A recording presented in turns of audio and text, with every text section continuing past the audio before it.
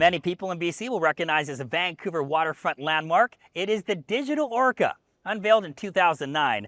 It's the creation of famous author and visual artist Douglas Coupland. Copeland is an extraordinary Canadian. He's an officer of the Order of Canada, a member of the Order of BC, and widely regarded as a cultural guru. We connected with Copeland inside the new X Suite at the Fairmont Pacific Rim Hotel. It's a special collaboration and celebration of the true essence of Douglas Coupland. Douglas Coupland, thank you so much for taking the time and meeting with us. A pleasure to be here. I want to go back to your roots. You were raised in West Vancouver. Was it idyllic, Brady Bunch-esque? Were you comfortable there? Oh, I mean, the 70s were terrific. And I think anyone from the 70s will tell you is, boy, I'm glad we didn't have iPhones back then. It was Brady Bunches. It's about 3 or 4 kids in every house. A lot of freedom because no one has helicopter parents back then. And I kind of miss it. I mean, I only look forward, but it was a good time to be alive. Mm-hmm. Were you tempted to kind of escape to some grittiness, like going into downtown Vancouver? I lived in a lot of places, and I think where we are here is probably the best at this moment in history. This hotel room, yes, it's a hotel room at the Pac Rim. It's technically the Pacific Rim, but everyone calls it the Pac Rim. Looks out down there, right there is Harbor Air. My father used to lease float planes there. There's a Chevron station right there. I tried to get a job there, but ended up getting one at exit 7 on the highway up the mountain. I can see the house I grew up in there. The sulfur pit's over there. That's a byproduct of LNG facility somewhere in BC. We used to go skiing up and down there and probably going to die of like sulfur poisoning later in life. And down there is this big sculpture that I did for the Olympics. And on the ceiling roof down there, projects done by people I went to art school with, and on and on and on. So it's a hotel room, but it's also my memory of everything that's going on around it. In Stanley Park, we had the hollow tree. The hollow tree, which you made the golden tree. Well, what happened was the hollow tree, they just wanted to get rid of it because it is a tree and it's rotting and it was falling over. But, you know, I did. Everyone had their grad photos taken inside it. Everyone's taken their grandparents there. And everyone said, you can't get rid of that. And so a lot of money was raised to save it. And I was part of the group trying to get that going. But it still only got a decade or so left in it. So I got this commission over at Southwest Marine Drive at Cambie. And I did using a 3D scanner, I did a mirror image of that tree to scale, and it's all pure gold. It's just gorgeous. And so it's a way of keeping it alive. Yeah. It's called the golden tree. The golden tree. Yeah. Still to come, the birth of Generation X. But first. You know, he was like the same age as me, came from a boring Vancouver neighborhood like me. And Douglas Coupland's connection to a national hero as he shares the inspiration behind his design of the Terry Fox Memorial. Stay with us.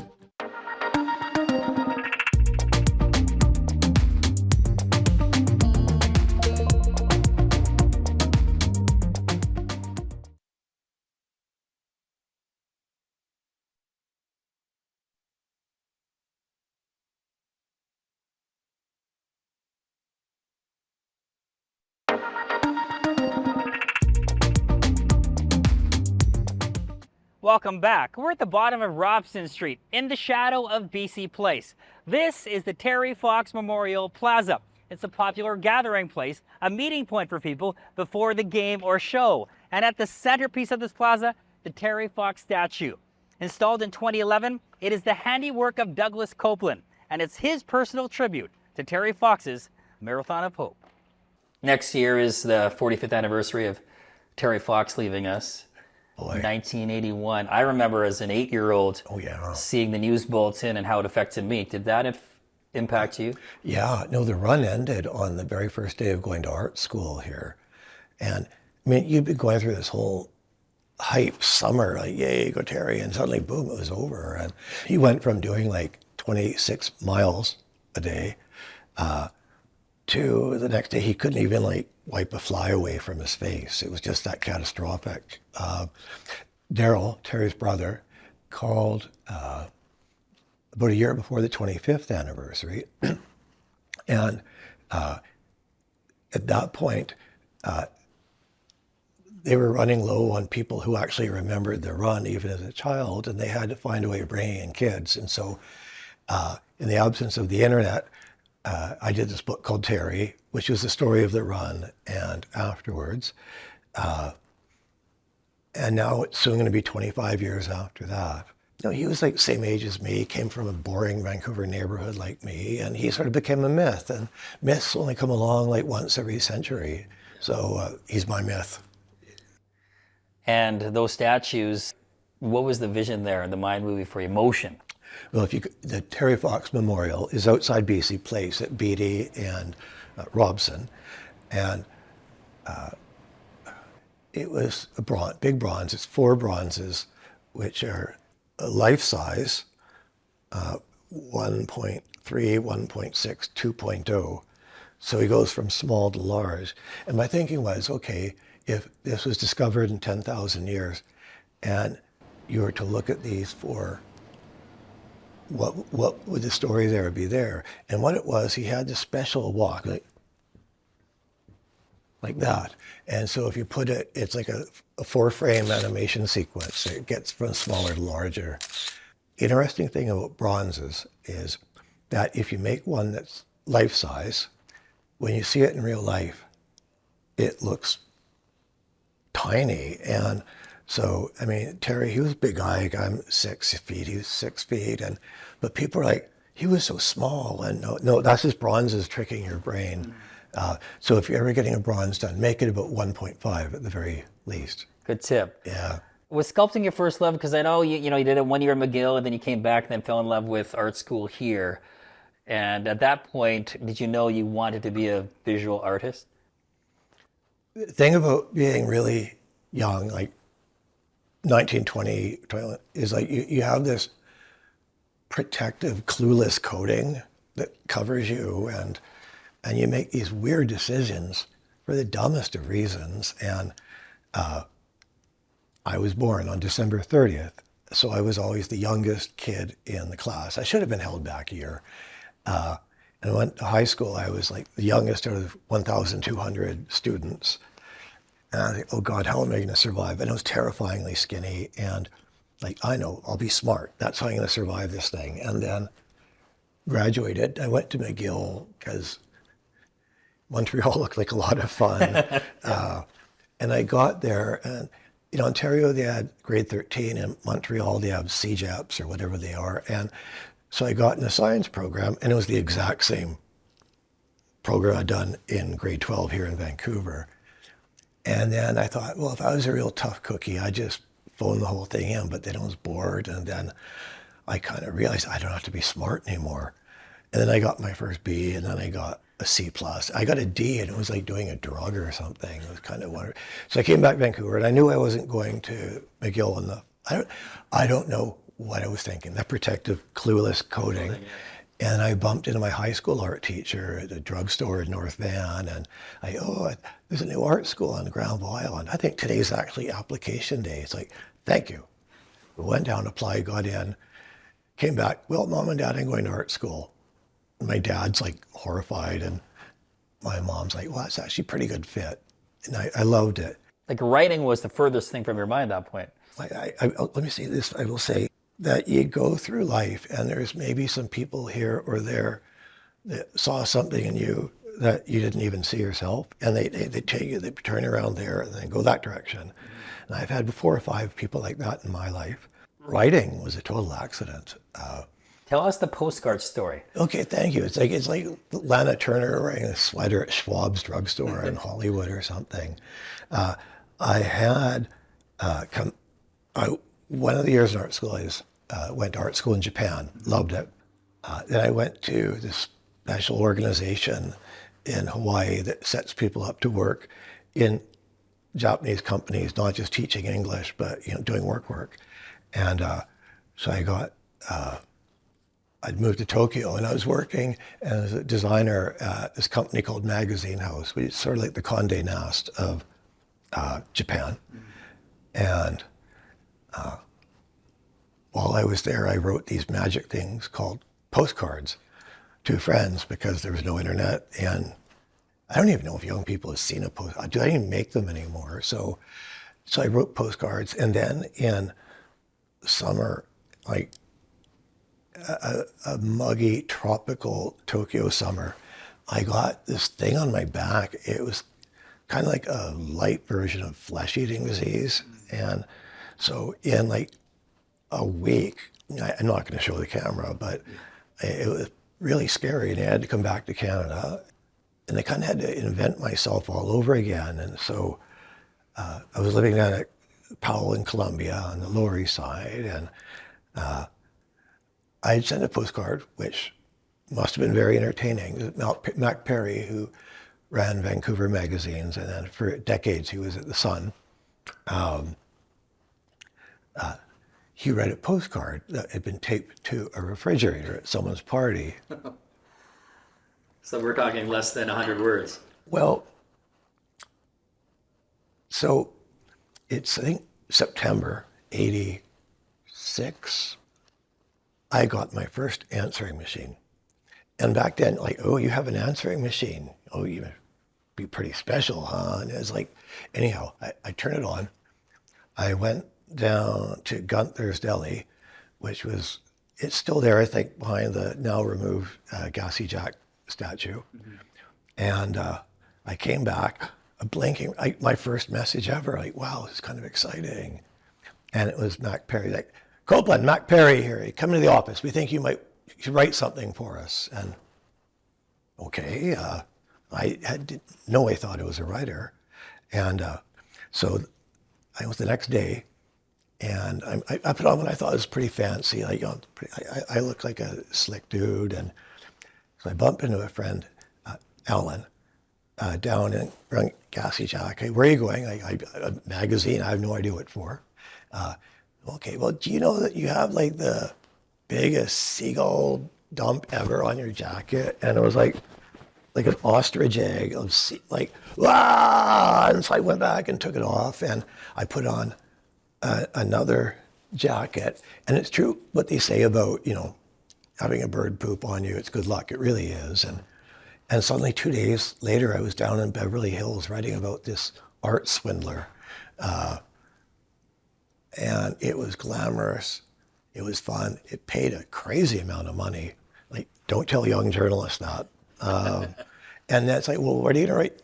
I wrote it in like an hour, and what do you do next month? So I got to skip all the normal, like having to write the table of contents and all that stuff. And then it kind of grew, and then in summer of '89, I got out of the subway stop in Toronto at the Davisville station, and it was pouring rain, and the sky was this freaky orange color, and this voice came inside my head, which I'd never had before or since. It's like, okay, Doug, well, you're a writer now, and that means you have to do the most pure form of writing, and that's fiction. So you now have to like get yourself out of that job there, and you have to start doing this. I'm like, thank you, voice, or whoever, whatever you were. And that's when I started writing fiction with Generation X. Coming up next, it was a groundbreaking international bestseller, Generation X. I was kind of hoping that maybe like 11 or 12 people in my high school year might understand what I was getting at. It's the story of three slackers and their aimless lives, why the book shaped the post-baby boomer generation, ultimately leading to Gen Y and Z.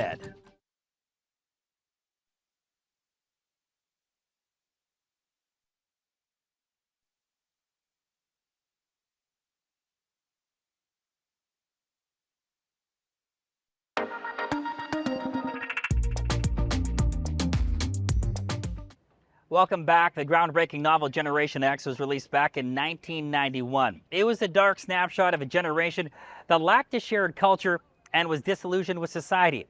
However, many readers related to the lives of Andy, Claire, and Dag 20-somethings just trying to find their way. And this book certainly changed the life of author Douglas Coupland. It was supposed to have come out almost half a year, if not a year earlier. And it was St. Martin's Publishing. I don't even know if they exist anymore in New York. And, very well, you said it was going to be this, and now it's fiction, and we don't want to publish it. But then all the kids in the mailroom said, no, you have to publish this. You can't not publish this book. And thank you, whoever you were, all those guys and gals. And then it came out in March '91. Mm-hmm. And while you were waiting for that to be published, or not knowing if it would be published, was it anxiety-inducing? I mean, this was your first novel, but you haven't heard anything. Was it a stressful time in your life, or was it just, you're 29 and... No one's ever asked me that question, thank you. I think the protective, clueless coding was starting to wear off at that point, because I was going to be 30 at the end of that year. I had resigned myself to some sort of bohemian lifestyle.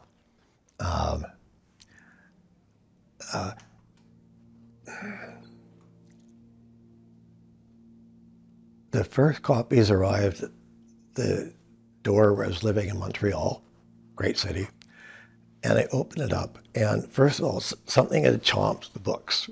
So the big bit, and then the cover didn't actually cover the cover. It was just like, so the paper sticking out, like, what's going on here? And then the next morning, I did an interview with the LA Times, and that was like the before and after point in my life. Like that was the game changer of... Oh yeah, it changed everything. Like when you were writing, did you have that feeling that wait till the world reads these pages, or did you think, I'm just writing and we'll see what happens? After having sort of been like almost dumped by the publisher, I was kind of hoping that maybe like 11 or 12 people in my high school year might understand what I was getting at. But also, like Andy Warhol, Maryland's, he said that you should never get something that you want. You should either be over wanting it or you just got it out of nowhere. And so, with everything that happened with the book ever since, like it wasn't like I went into a lit program, like I'm gonna get published someday, and I was like, oh, like suddenly I'm doing this now, okay. I've never once read a review of anything I've ever done. Because I think if you start reading your reviews,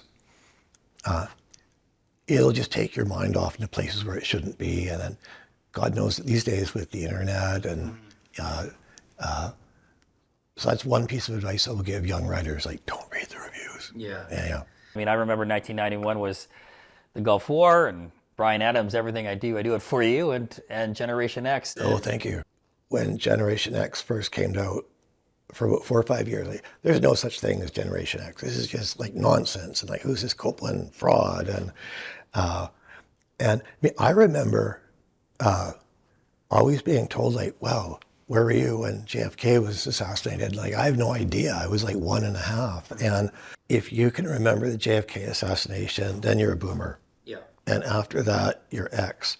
And I know that the media now say X starts at 66. But I think it's actually 61, 62. I mean, a lot of the things that we talked about then are still happening now, maybe in a more urgent form. Say, housing affordability. I mean, it was bad then, it's horrendous now, but it was still an issue. Are we back to futurelessness? Well, okay. So the December before COVID, I was in Manhattan, and I was at this Art World dinner, and long table, maybe 16 people, going from like young to like 80. So people are talking about global warming, and so what do you think, Doug? Well, I remember growing up, there was this boogeyman called acid rain, and that kept me awake for weeks at a time. And then you kind of stopped hearing about acid rain because it was fixed and it never got a press release. And then there was this thing called the ozone hole, and that was supposed to kill us. We were going to die of radiation, but it just vanished one day because it was fixed. And so from my own lived experience on Earth, I think that, you know, global warming is fixable. Now, oh my God, everyone at that table just dumped on me. It's like, what do you mean it's fixable? That's horrible. It's people like you that cause acid rain that cause global warming in the first place. And I'm like, what's going on here, people? And I think the reality for this, you know, this current next, there'll always be another generation coming up, is that, you know, they sort of look at hope as a form of thought crime. Because if you look at it as fixable, then you'll be complacent and not start working to fix it somehow. So, I mean, that's sort of Charles Darwin's way of, you know, fixing the world. You miss the 90s? I do. That's my favorite decade. Is that yours? The 90s were great. Oh, I love it. I mean, I like the 80s too. I mean, or do I? But it was pre-internet, and it was a lot of shared experiences because there weren't that many options in terms of where you get your content type of thing. I think we will look back as the 1990s as the last good decade. Communism was ending. That's something that, like, again, Gen Z or millennials, they don't remember what it was like to have, like, Call waiting. no, Star 69. Star 69, yeah. That have this thing called the Soviet Empire. I mean, a lot of kids don't even know what CCCP stands for. And so there's this fear that was growing up in the 70s and 80s. My dad flew fighter jets in the airport as well. So I grew up in Cold War culture. And that just magically ended in '89. Their liberal democracy had possibly cured the human experience permanently. And there was sort of the grunge and Kurt Cobain first half of the decade, and there was like Cool Britannia and Oasis and Britpop. And it was a lot of fun. And for the first time ever, you didn't have to worry about missiles or all that stuff. Managing loss of cultural icons. We lost Malcolm Jamal Warner, who was a cultural icon for me growing up. And those type of things kind of make you sad that these things that are part of our lives, not personally, but part of our life culturally, when they're gone, it's like time is going too fast here. Oh, okay. I'm actually writing a small book right now. Like, what was that strange thing that we once called time? And I think there's, in terms of what you asked, there's two dynamics at play. One is that with endless dopamine hits in our head, like scroll, it just sort of sabotages your sense of time. So everything feels like 10 minutes ago. And then the other thing is that we only began manufacturing celebrities starting in the 1920s and the 30s. And then by the 50s and 60s, I mean, you're just creating all these celebrities. And then now, like, the older ones are starting to age out or die or what have you. And it's not going to change. It's probably going to get more and more every year. And that's it, you know, you can't be surprised by that because, like, as a culture, we make celebrities and they have to die. I think that was one of the slogans in Gen X, like, celebrities die. And, you know, and then, like, gosh, what if I get hit by a bus? Like, I wonder if I come out of it okay. I don't know. But naturally, when we grow older, we start thinking more and more about mortality. Does that apply to you? Oh, I'm 63. Of course it does. Most of the older people in my life are going or gone.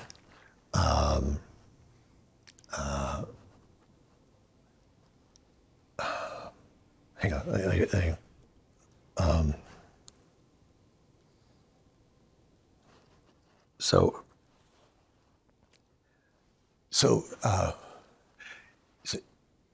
So if you look at what I've been doing over the last 30 whatever years, you'll see that I'm always experimenting with a new material like aluminum, bronze, hotel rooms, largely because A, you learn so much from doing this stuff, but B, you meet all these new people in your life, and a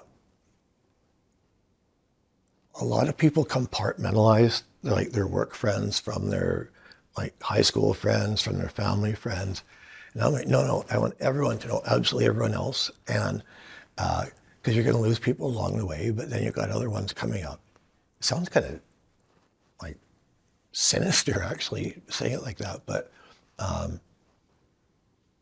I'm so deeply embedded in Vancouver that I couldn't live anywhere else, not for long. And everything about the city like has multiple memories like glued onto it. Still to come, what Douglas Coupland thinks about Generation Z. Plus, Remember, we're not even in like the first year of chat, and it's upended everything.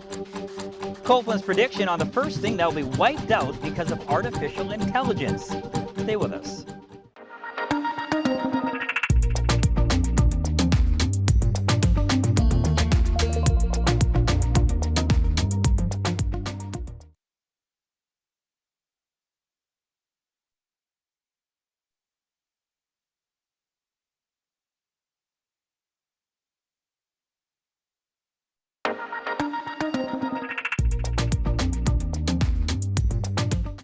Welcome back. This is Tree Snag, inspired by one of the greatest days of Douglas Coupland's life, beachcombing in Haida Gwaii.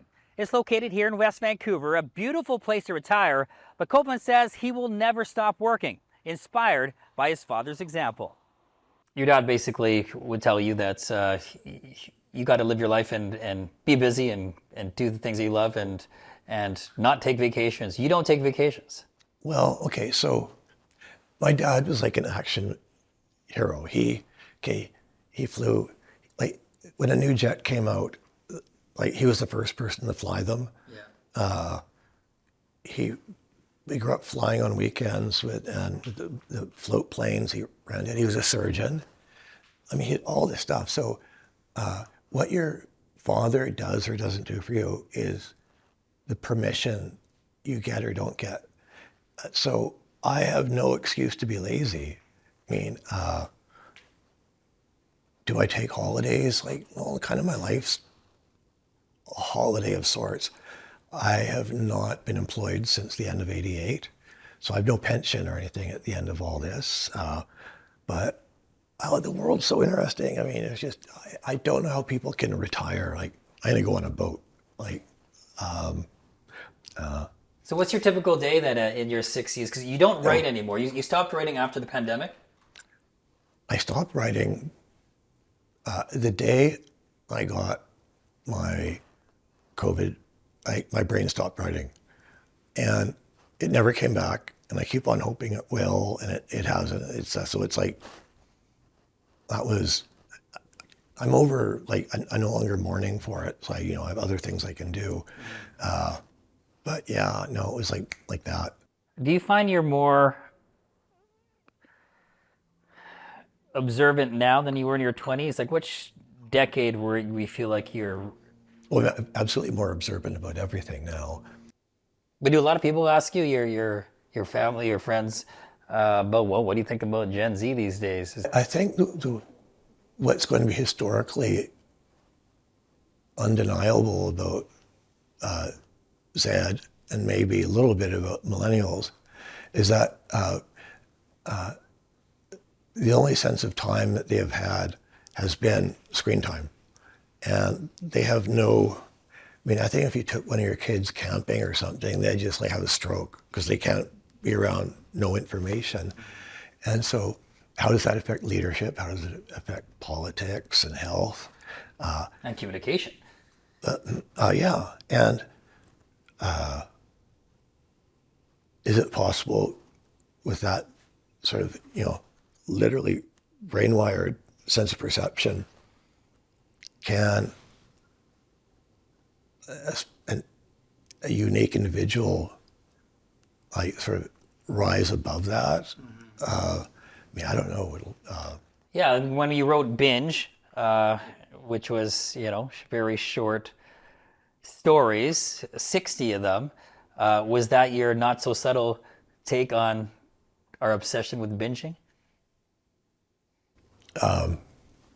Like, do you binge? Actually, no. I binge? When was the last time I binged?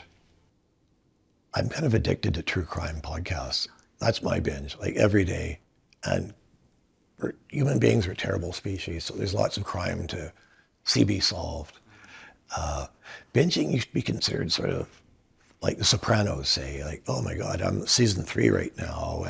And now if you say that, people are like, oh, I guess you really don't have a life then. And Does that weaken society, you think, or?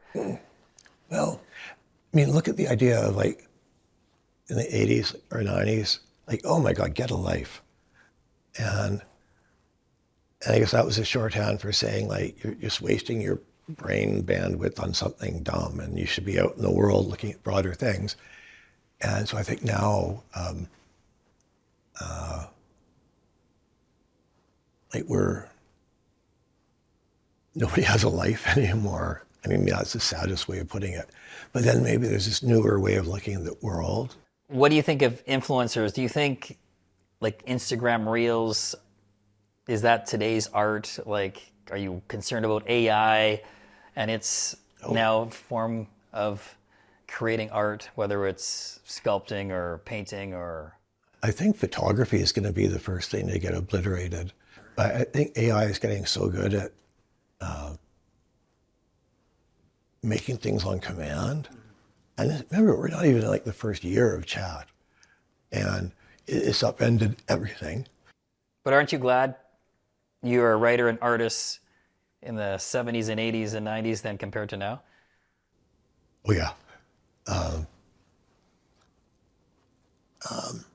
think nature prepares the young for whatever's going to be necessary to survive in the new world. And maybe in order to survive in the next century, you have to have people who have a radically new sense of time or have a radically new sense of what is or isn't important. Fewer people are reading now, though. Netflix is impacting the literary world. I'm sure it's not helping publishing. A lot of the energy that went into storytelling and story listening, I think Netflix and streaming has actually sort of pillaged people away from the book. But people are still listening to stories. Yeah, people still want content, but it's the delivery of it, right? And yes, and attention spans. It's kind of appalling how short our attention spans are now.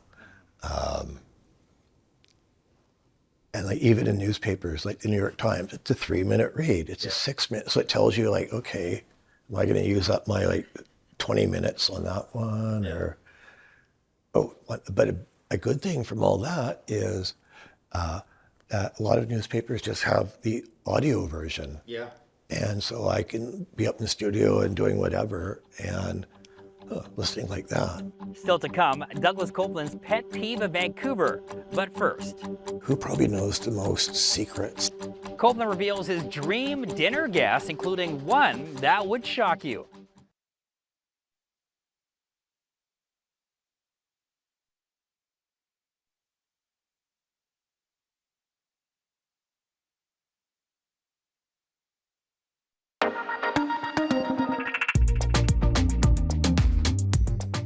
You described hotel rooms as so crushingly generic. This is not that. What was the vision of this? This is an amazing place. Well, thank you for the compliment. The hotel owner is a friend, and I was having an event at my house, and I mean, my house is unusual to say the least. And he was in the living room and said, you know what, we should do a room that looks like your living room, which is what we did here. Is that my living room's actually a lot more dense than here. But I want it to bring a sort of pop energy. I want it to, when the lights are on at night, you look in, you feel like you're entering a party almost. So eerily similar to your personal home. Yes, yes, it is. And there is a sculptor, his name was Constantin Brancusi, and he was big in the early 20th century. And in Paris, the Pompidou Center, on Sundays at 2 p.m., you're allowed to go into his studio. His will said that when he dies, his studio has to be kept as it was. And I went, oh my God, he's living inside his own brain. And I thought, okay, that's what I want to do. I want to live inside my own brain. This goes from X, because I mean, I love your use of metaphors. Feeling snow in New York City for the first time, filling up a tank of gas and the smell of bacon. And what's one small moment from your life that really proves that you're alive? What was that? Great question. I think it might have been my first day in Tokyo back in 1983. And the school was up north. And I deliberately gave myself 3 days there before going up. And there's this place called the Harajuku where these kids more than ever go there in these crazy outfits. And that's when I said, okay, this is for me. And everything blew my mind. I mean, Japan's like that, but it's just a 3-day mind blow. That's probably number one. Of all the countries in the world, is that your favorite country outside of Canada? Oh God, yeah. Oh, I could live in Japan only if I brought a whole bunch of friends with me. So. Everyone has a gripping stranger in their lives, someone who has a bizarre hold over you. Who's that for you? Oh, you're going. Wait, these are not deep questions at all. These are like, from X. These are I know, this is like the slow question. Hang on. Who would it be? Andy Warhol? I mean, it doesn't have to be living. Oh, well, I think, yeah, Warhol. Yeah. Hello, Andy. So, yeah. I like asking this question because I know you probably host great dinner parties. Actually, I've been told you host great dinner parties. If you were to invite 3 guests, but not family or not friends, dead or alive. So 4 people at a table? Yeah, well, including you. Including me? Yeah. So 3.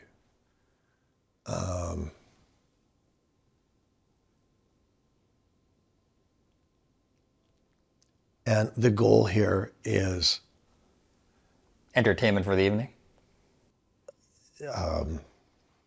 Like Charles Manson. I think former presidents, like George Bush and Barack Obama, are really good friends because they've both been through 8 of the weirdest years you can possibly have.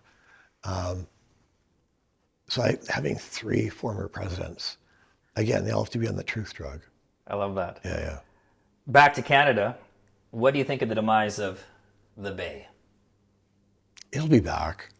You think so? Oh God, yeah, it's like they'll just, in 10 years, someone will buy the licensing rights or something. I mean, look at Lacoste shirts. They were big forever. Then they vanished, and then they came back bigger than ever. You have like Carhartt, which is like an American industrial brand, which is now a hipster brand. And anything with good DNA always comes back. Aside from painting every day, what activity you'd like to do that relaxes you the most?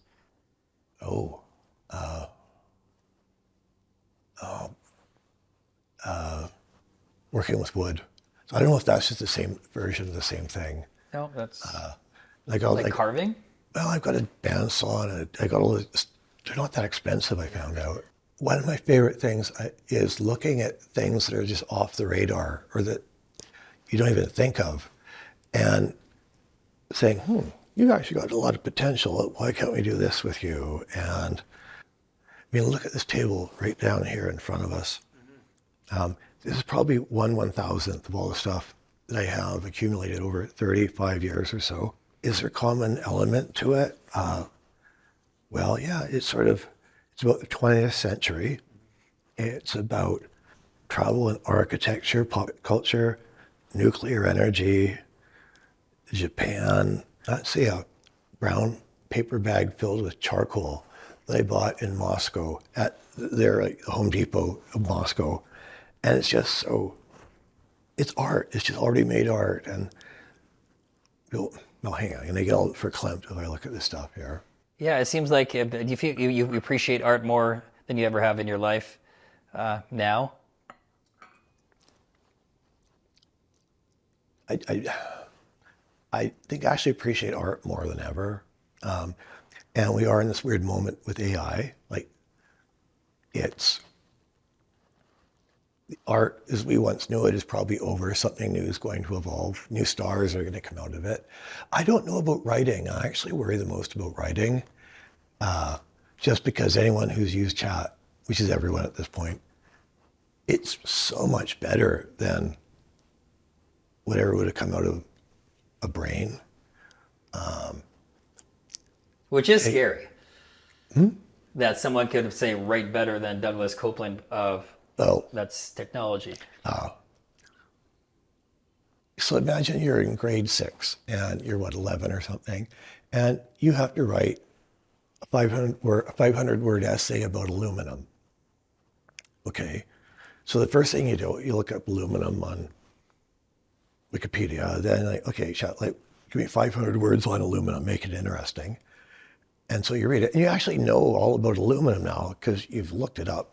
There's something about looking up information. It really sticks to brains. That's the one thing that might save us. And then you have to write it in your own, like, just to show that you didn't look it up, but you did. I don't know. Like, I remember in high school, we were finally allowed to use like TI-30 calculators. And oh my God, it was going to be the end of the world. And like, no, mathematics are dead. And of course, the world goes on. Coming up, Douglas Coupland offers up advice for young artists. Plus, But in the meantime, I get to be part of this astonishing place called the world. what does Copeland think about his personal legacy? We ask him right after this.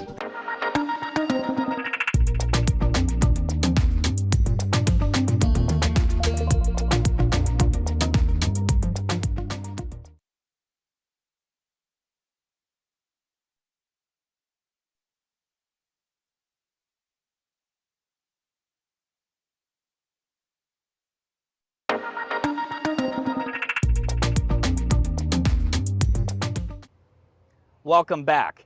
Douglas Coupland has a significant presence in the West End. Back in 2022, this old apartment building received a major mural makeover. For the first time in his career, an entire building served as Coupland's canvas. And he recently replicated the design on a much softer and smaller scale for the X Suite.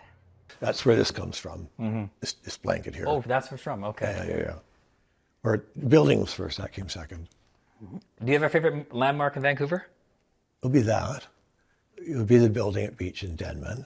Also, Simon's in Park Royal has this wonderful, probably my favorite piece anywhere of all time. It's in the atrium. That's your piece? Yep. That's called the... Bow tie. The bow tie. Yeah. Yes, I remember that. And when did you make that? 10 years ago, I think now. So that's your personal favorite public art installation in Vancouver? Maybe everywhere. Well, I like the Terry Fox, what am I saying? So there's one that most people don't see, but it's on going north on Seymour on the left before Georgia. It's this beautiful salmon. It's about 30. Spawn. Yeah. Oh my God, are you like Wikipedia in disguise or something? Okay, yeah. You can only really see it in full majesty with night lighting on. Do you have a pet peeve of Vancouver? Traffic.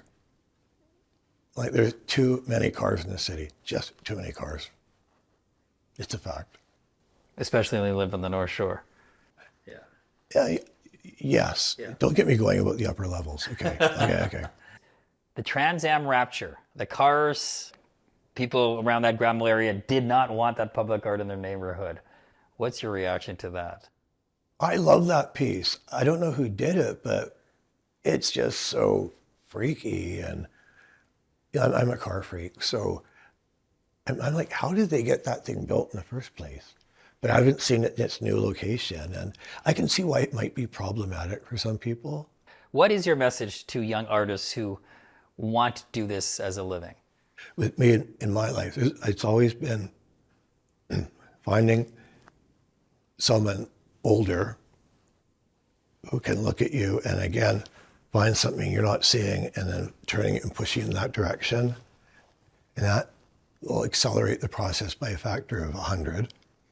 No one does anything alone. Try to hang with older people who do the same things that you do.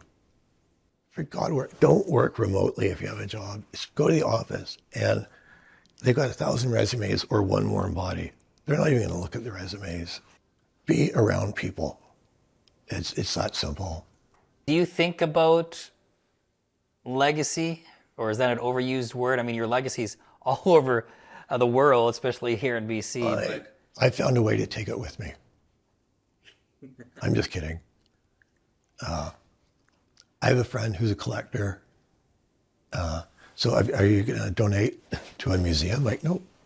Are you going to make a private museum? Nope. You get it to your kids? Nope. I just want to have it around me. And I'm working on a way to take it with me. I'll say it like that. Yeah. There's this old Bob Hope joke. I don't know if you remember him. Oh, yeah, I remember Bob Hope. Love Bob Hope. Sounds like, Mr. Hope, where is it you want to get buried? And he's, surprise me. And, surprise me. But in the meantime, I get to be part of this astonishing place called the world. I mean, think about this. We know how big the universe is now. And there's a possibility that maybe we're the only place on all of this where there's this thing called life. And even then, we're a tiny little patch on the, on top of this world, massive rock. And you have bamboo, or you have a minnow, or you've got, your mother, your father, and we all get to be alive. And, there's no such thing as they're more alive than you, or you than it. It's all alive or not. So if this is, in the entire universe, the only place where you can be alive and experience, birds and animals and nature and art and culture and color, like, wow. If you ask, an old person, would they rather have more money or more time? They're always going to say more time. So just make the most of it. Well, there. Eternal optimist. Yeah. Frankly, we need a few more optimists. Yeah. Pleasure meeting and chatting with you. Likewise. Yeah. Oh, Thank you, sir.